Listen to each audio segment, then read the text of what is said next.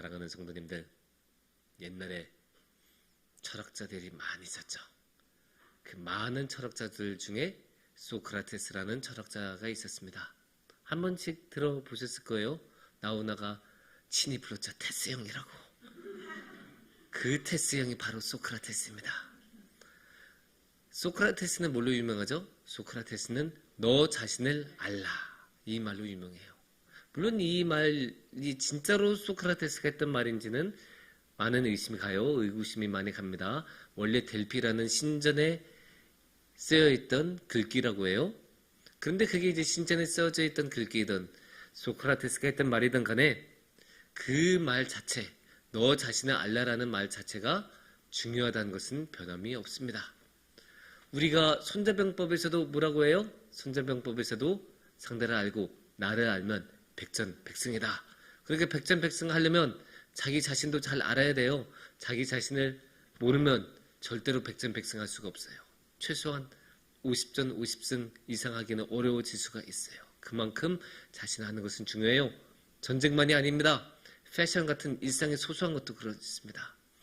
사람마다 다 키도 다르고 팔 길이도 다르고 목 두께도 다르고 다 각기 신체적인 특성이 다른데 그냥 화보 보고 아 저게 멋있다 나도 저렇게 입어야지 라고 해서 그 옷 그대로 사 입었다가 패션 참사가 일어난 경우 적지 않습니다.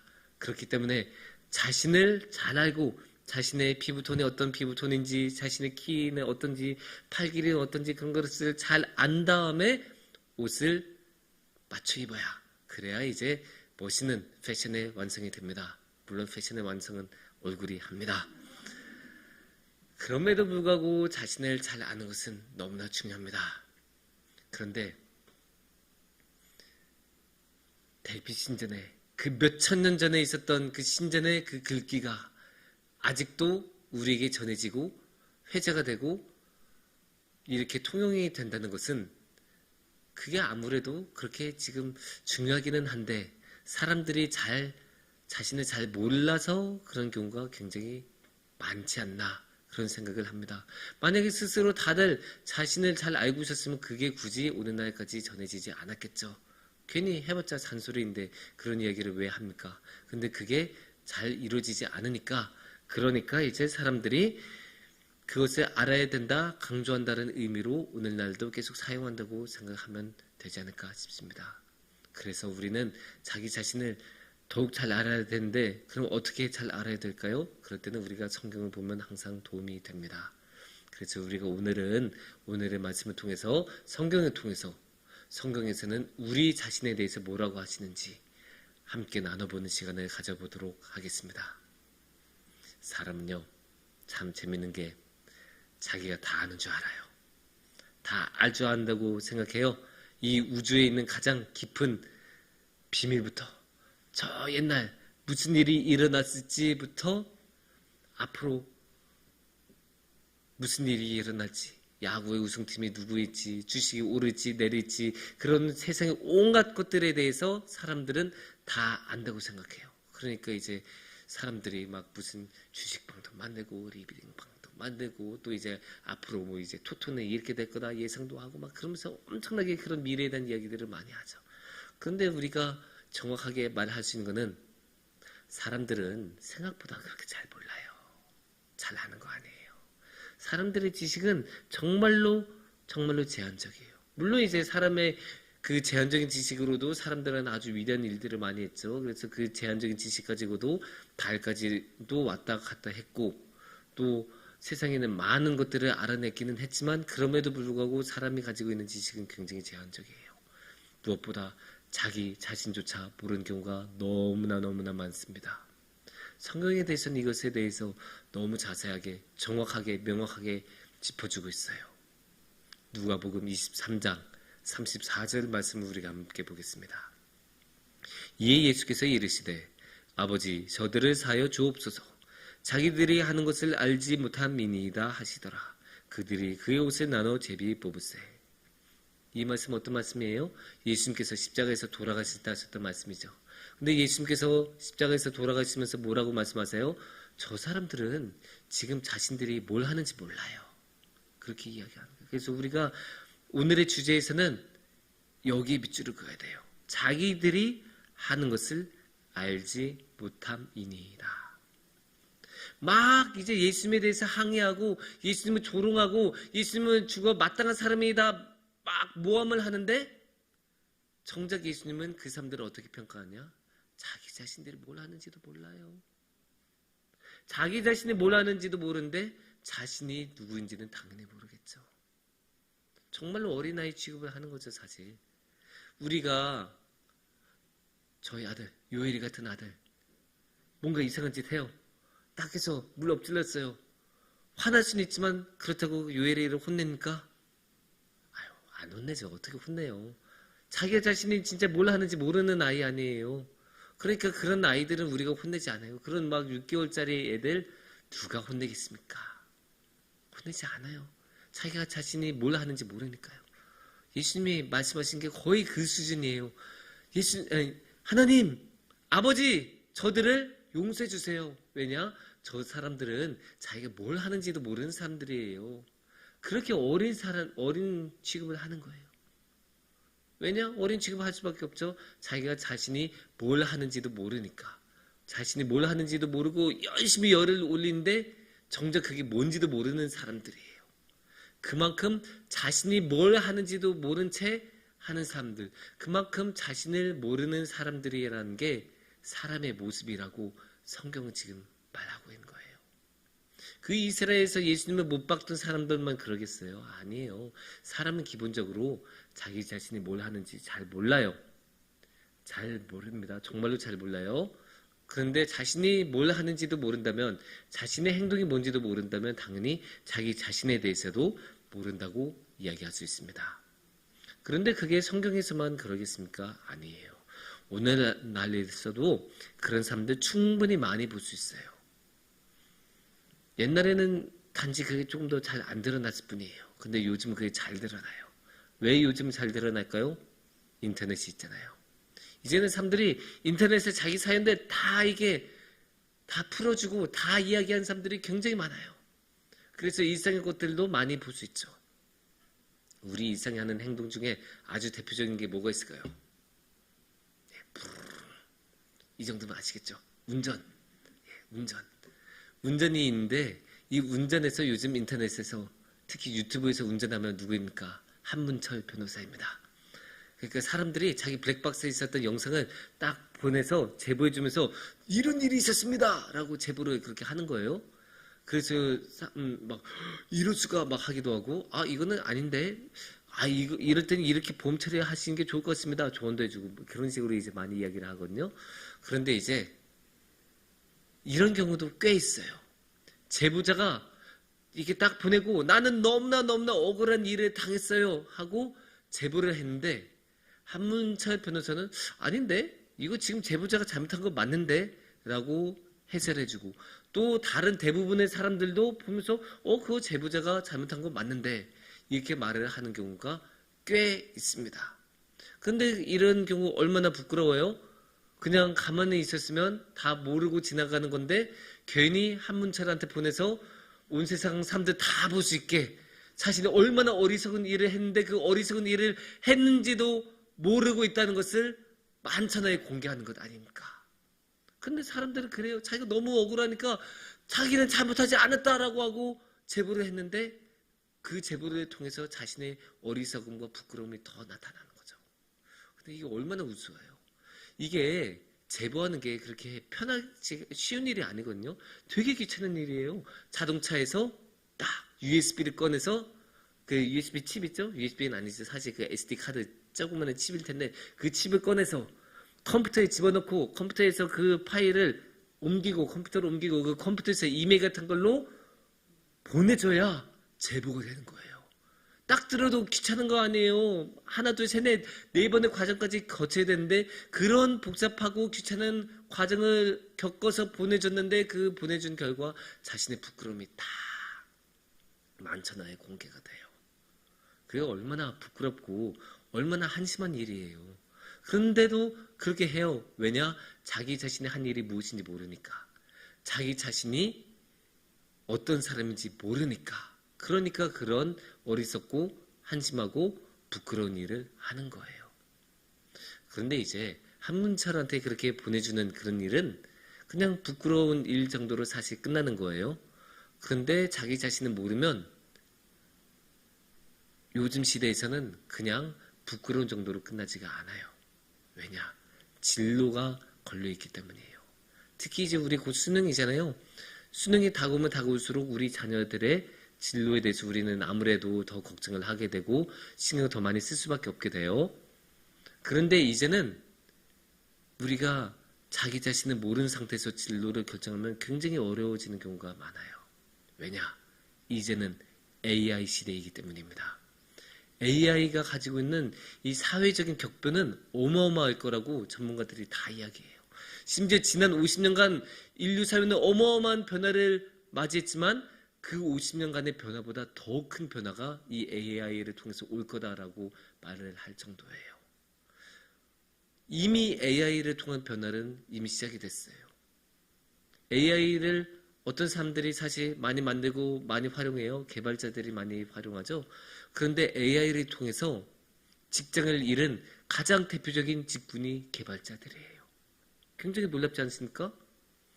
AI가 이렇게 흥하면 당연히 개발자들이 이제 개발자들의 세상이 펼쳐진다라고 힘을 얻을 것 같은데 아니에요. 근데 여기서 개발자들이 직장을 잃는다라고 할 때는 조금 더 자세히 봐야 돼요. 누가 어떤 개발자들이 잃는가? 팀장급, 시니어급은 안 잃어버려요. 그런 사람들은 항상 필요해요. 딱 그 결과물을 검수해야 되기도 하고 책임을 져야 되는 사람도 있고 또 회사의 방향을 결정해야 되기도 하고 그러니까 그런 시니어급들은 자리를 잃지 않아요. 하지만 신진급, 이제 막 직장에 들어온 사람들, 이제 막 회사에 들어온 그런 신인급 사람들은 직장을 잃기 쉬워요. 왜냐? 이제 막 회사에 들어온 사람들이 할 줄 아는 게 뭐 있겠어요. 경력도 없고 업적도 없고 할 줄 아는 것도 없고 권한도 없고 책임도 없고 허드렛 일, 단순 반복 작업 이런 것만 할 거 아니에요? 그런데 그런 것들은 이미 AI가 훨씬 잘해요. 그러니까 그런 사람들부터 회사에서는 비용 감축하면서 인원 감축 그래서 해고를 시켜버려요. 이런 식으로 격변하는 사회가 와요. 그런데 이런 격변을 하는 사회가 오는데 우리는 자녀들 가르칠 때 어떻게 해요? 일단 공부해라 라고 하지 않습니까? 애가 공부 잘하는지 못하는지도 모르는데 일단 공부하라고 해요. 우리가 다르게 한번 비유로 들어볼게요. 만약에 우리나라 사회가 축구에 완전히 열정이 넘치게 돼서 모든 사람들한테 일단 축구해라 라고 하면 그게 얼마나 우습겠어요. 모든 학생들이 일단 축구하기 시작해야 돼요. 얼마나 우스워요. 모든 사람들이 손흥민처럼 빠르게 뛸 수 있는 것도 아니고 손흥민처럼 기가 막히게 공을 찰 수 있는 것도 아닌데 모든 사람들에게 손흥민처럼 축구하라 라고 하면 말이 안 되겠죠. 근데 그런 것을 우리가 교육에서 우리 자녀들에게 해요. 일단 공부하라고 하잖아요. 근데 그 자녀가 정말로 공부를 잘할지 공부의 적성이 맞는지 거기에 대한 꿈이 있는지 그런 거에 대해서는 우리가 물어보지 않고 일단 공부시키고 일단 교실에 집어넣지 않습니까? 그러니까 이 AI 시대에서는 그러면 안 된다고 해요. 왜냐? 그렇게 공부를 해봤자 변변찮은 직장 하나 얻지 못할 가능성이 높기 때문이에요. 차라리 그렇게 하기보다 모두 다 할 수 있는 똑같은 그런 공부하는 걸로 가는 것보다 정말로 자신이 뭘 잘할 수 있는지 찾아내고 청소년기에 그 자신이 원하는 것, 취향 같은 것을 찾아낸 다음에 그 길로 가는 게 훨씬 더 낫다. 그렇게 전문가들은 이야기를 하고 있어요. 이처럼 자기 자신을 알아야 돼요.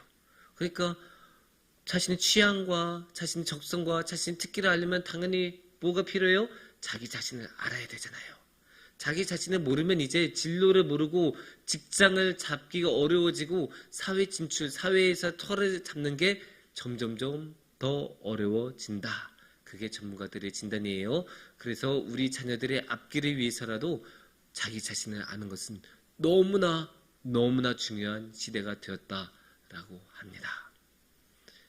특히나 이 AI 시대에서는 요 며칠간 굉장히 화제였잖아요. 우리 엔비디아 회장과 삼성 회장과 현대 회장이 돈교리를 치킨집에서 맺으면서 그렇게 하는 거 보면 정말로 이제 AI 시대가 왔고 우리나라도 그 흐름에 올라타려고 하는데 그러면 이렇게 가까워진 AI 시대에서는 정말로 우리 자신이 누구인지를 알고 거기에 맞게 자신에 맞게 진로를 찾아야 합니다.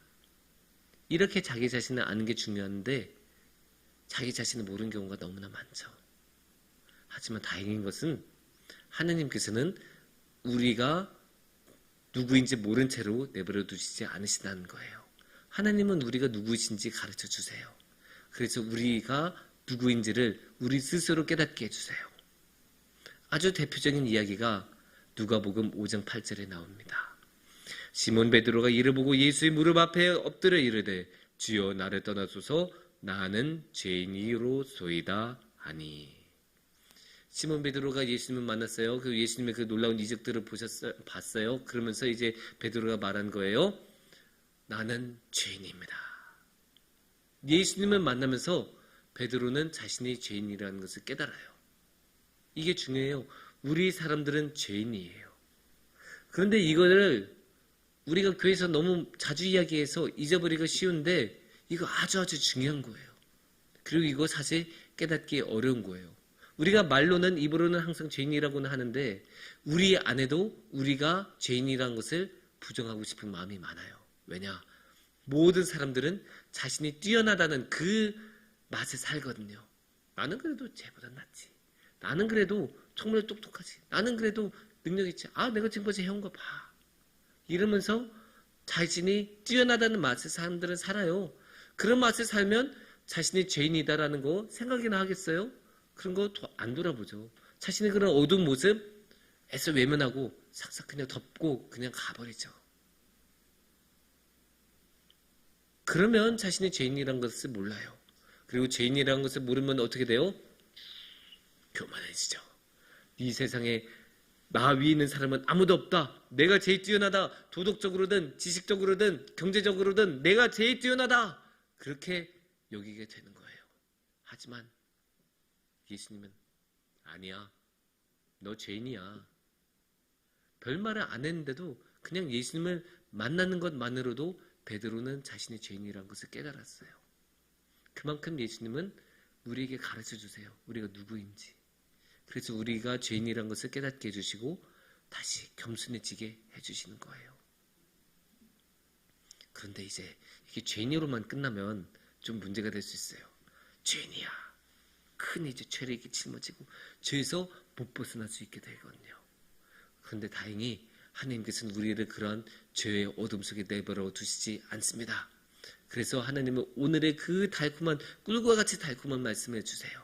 그게 오늘의 말씀 시편 2편 7절입니다. 내가 여호와의 명령을 전하노라. 여호와께서 내게 이르시되 너는 내 아들이라. 오늘 내가 너를 낳았도다. 하나님께서는 친히 우리에게 말씀하세요. 너는 내 아들이야. 너는 내 딸이야. 너는 내 자녀야. 우리가 주님을 믿으면 자녀가 되는 권세를 주신다고 하나님께서 말씀하시잖아요. 그리고 여기서도 분명히 말씀하시잖아요. 너는 내 아들이다. 너는 내 딸이야. 너는 내 자녀야. 그러니까 우리가 좌절할 필요가 없어요. 절망에 빠질 필요가 없어요. 우리가 어둠 속에서 헤맬 필요가 없어요. 하느님은 우리의 아버지시고 하느님은 언제나 우리와 함께 주신 분이에요. 자신의 자식을 버리는 부모가 어디 있어요? 자신의 자녀를 하찮게 여기고 자신의 자녀를 괴롭히는 그런 부모들, 물론 그런 안 좋은 부모들도 있지만 대부분의 부모들은 어떻게든 자신의 자녀들에게 조금이라도 더 좋게 해주려고 노력해요. 어떻게든 함께 해주려고 하고 현실적인 여건 때문에 그렇게 못하더라도 항상 함께 해주고 싶어하고 가장 좋은 것을 주고 싶어해요. 그런데 하나님께서 우리를 보고 자녀라고 말씀해 주시잖아요. 그럼 당연히 하나님도 우리를 위해서 가장 좋은 것을 주고 싶어 하시고 항상 함께 하고 싶어 하신다는 뜻이에요. 우리가 이 세상을 살면서 힘들 때, 지칠 때, 괴로울 때, 도와줄 사람 하나 없다고 생각할 때, 나 혼자라고 생각하고 외로울 때, 아무도 나를 도와주지 않는다고 생각할 때 그때도 하나님은 우리 곁에 계시고 그때도 하나님은 우리와 함께 하시고 그때도 하나님은 우리의 부모님으로서 우리를 지켜주십니다.